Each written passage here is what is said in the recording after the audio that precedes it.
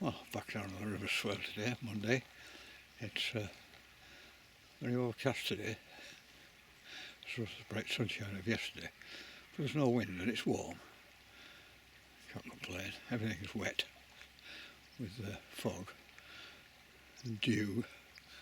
Anyway, it's 4 o'clock.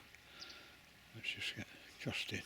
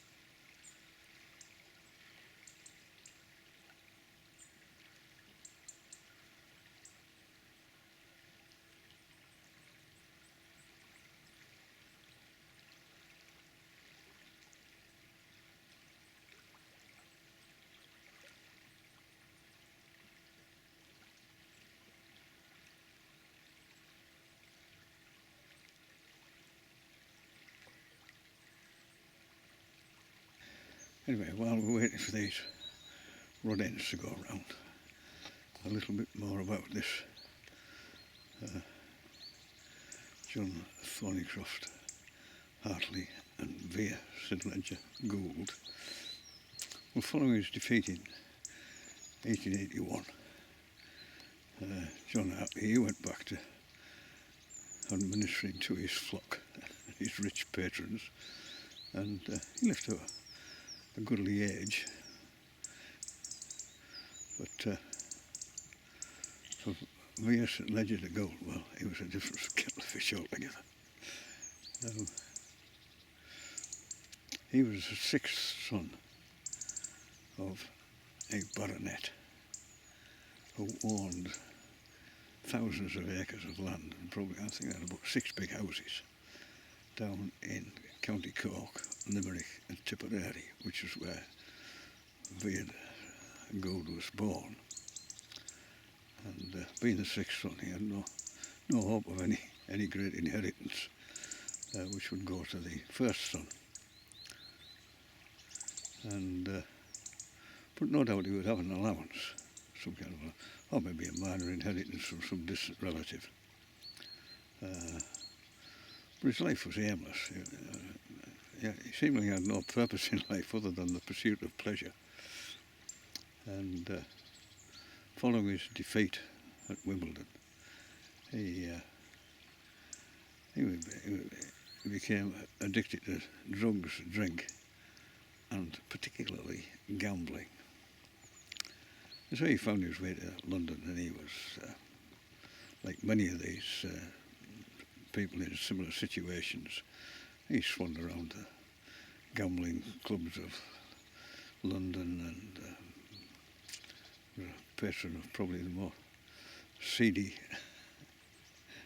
places in the West End. But a very seemingly totally innocuous event changed his life in a major way forever. A relative of his asked him to go and pay a bill at a dressmaker's shop in the West End. That was it. And it was run by a sort of proprietress of the shop, was a French woman, a Marie Girardin. She came from a well-to-do family in France. Family in France had a chateau.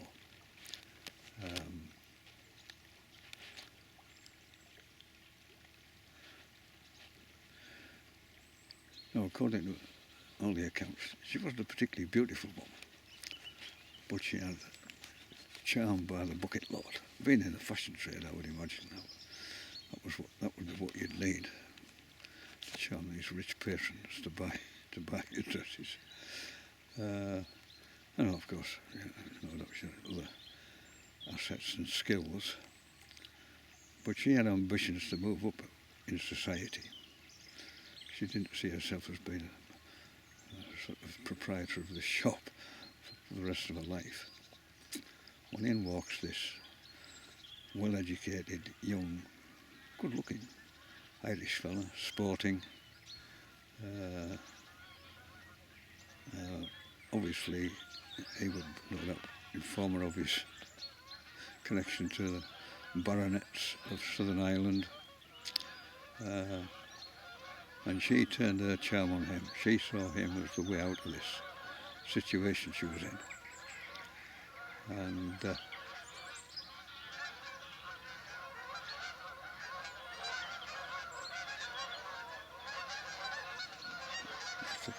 with these geese to go past.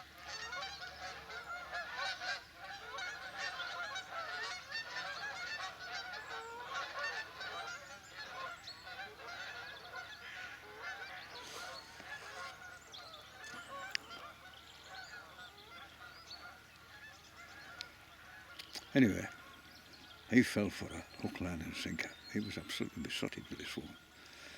And they got married in 1891. He was gambling, continued his gambling, and she also had expensive tastes, so money disappeared as soon as it came in, and very soon they were in debt. Now she had another shop in Montreal, in Canada, and so they bailed out and went there. But nothing seemingly changed. And, they weren't particularly interested in the business, which had been run by another woman. She seemed to be in charge of it. They were only there a short time, and then they decided to come back to the United Kingdom, where they showed up in Liverpool running a laundrette. And the woman who ran the shop in Montreal, she would send them the proceeds of the business, but she never saw them again. The business continued to thrive. Anyway, whilst running this laundrette in Liverpool, one or other of the Goulds, either Mr. or Mrs., depending on your source of information, came up with a system which they thought would make a profit on the gambling tables of Monte Carlo Casino. And in 1907, Mrs. Gould persuaded Mr. Gould to go to Monte Carlo and try this whole thing out. It was to prove an absolutely disastrous mistake, catastrophic in fact, for both of them. And more about that later. Seemingly in the 1850s and 1860s, most of these big houses and thousands of acres of land were sold off by the Goulds, but they still retained a property called the Old Courthouse in County Cork. But eventually that was sold off to the Roman Catholic Church, became a sort of school for children with difficulties. And the Gould baronetcy still continues. The current holder of the title lives in ignominy in Sydney, Australia, just lives the life of an ordinary fella. I suspect many of his friends don't even know that he's a baronet.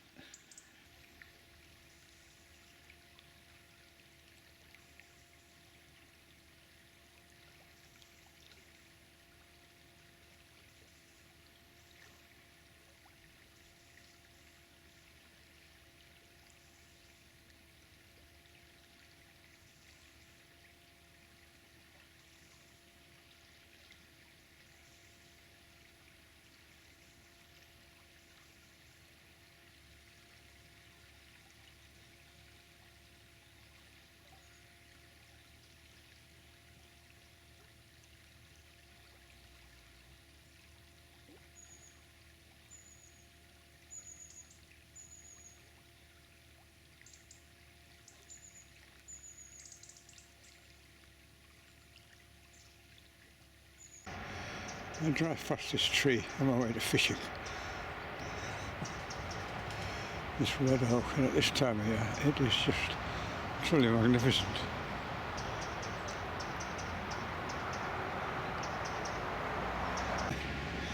There's really amazing colours on there.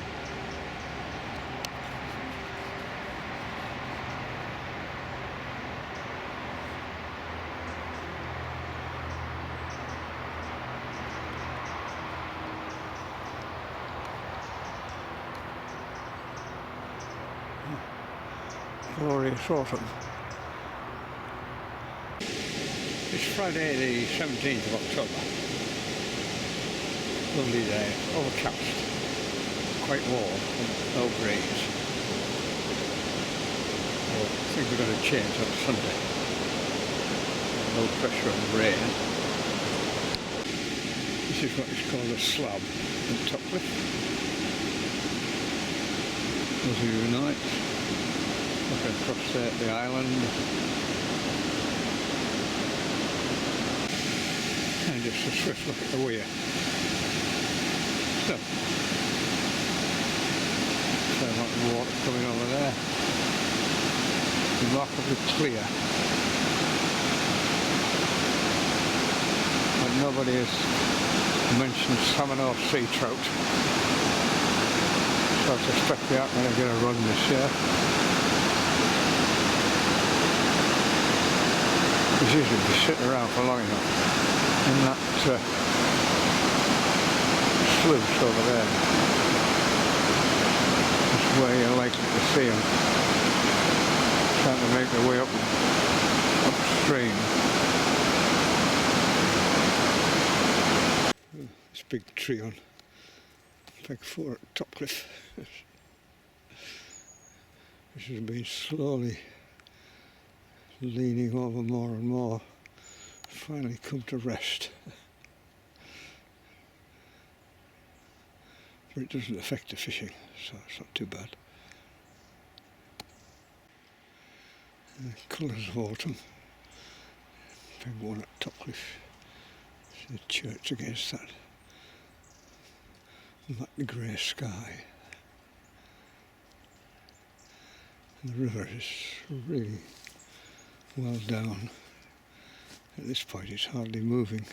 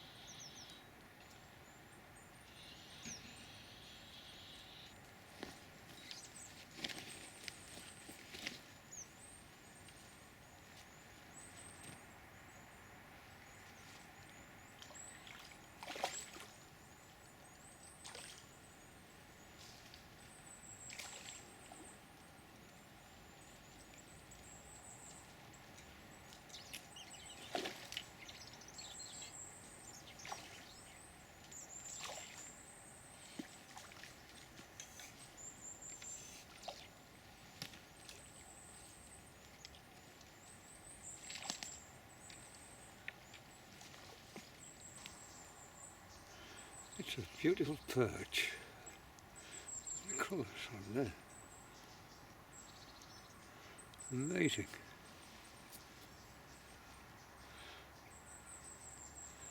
A wonderful dorsal fin. Stunning.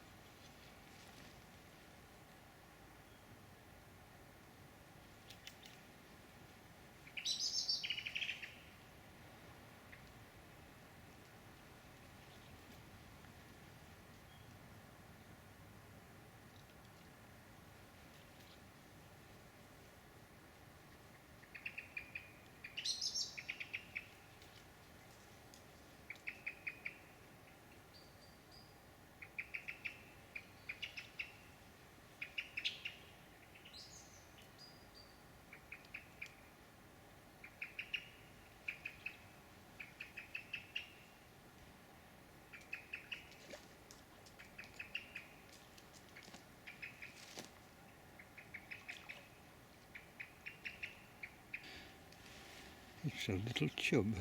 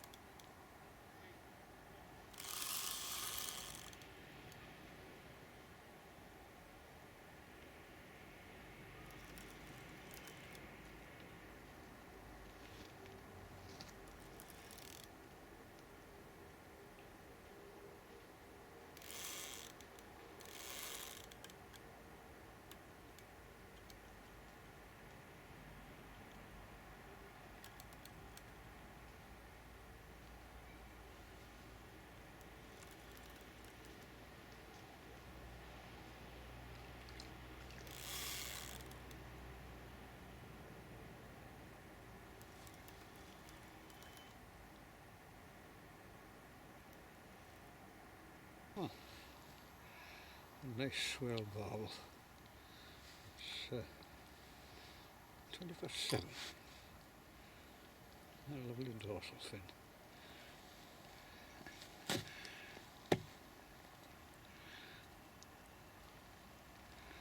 And here's the rod. Tremendous take.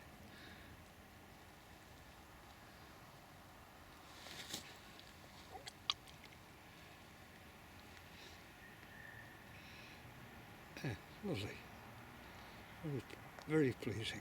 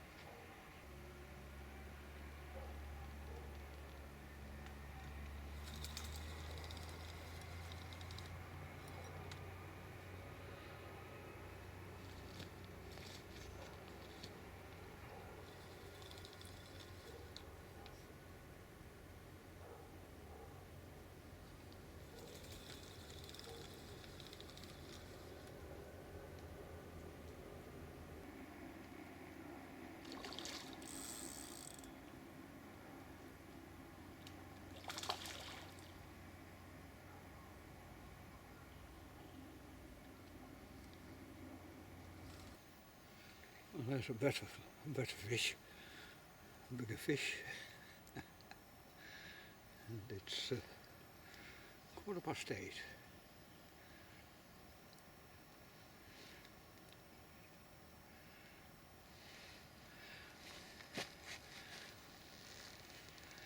Absolutely mint. Beautiful dorsal fin, perfect.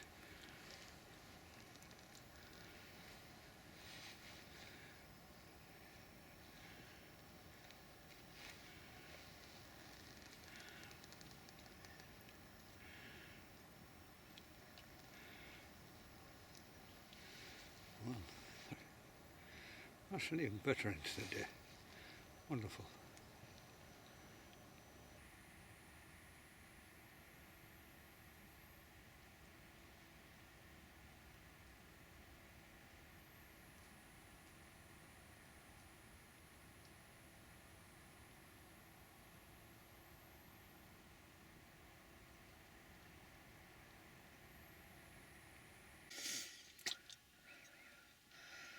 Well, that was a lovely evening.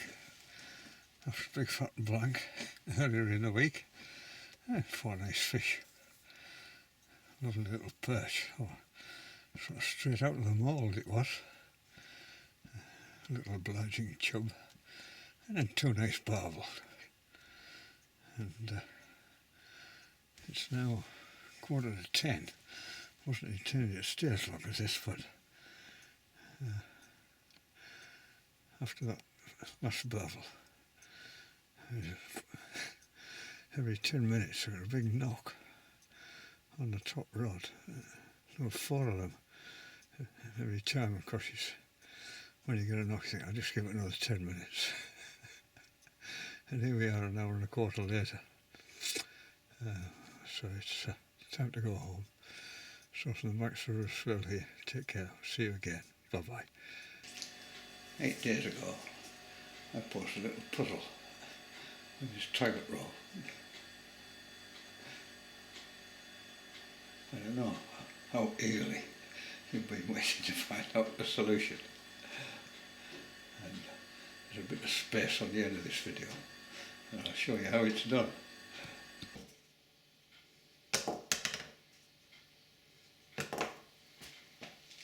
How's that?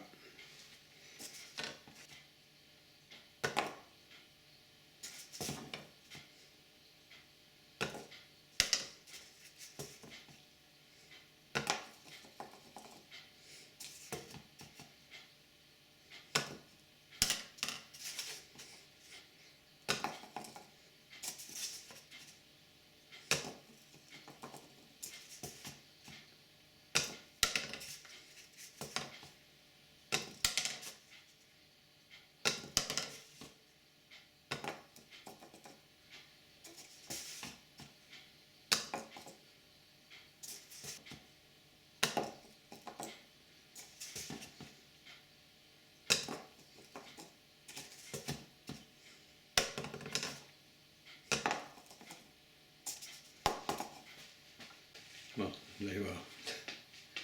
Easy when you know how. Cheerio.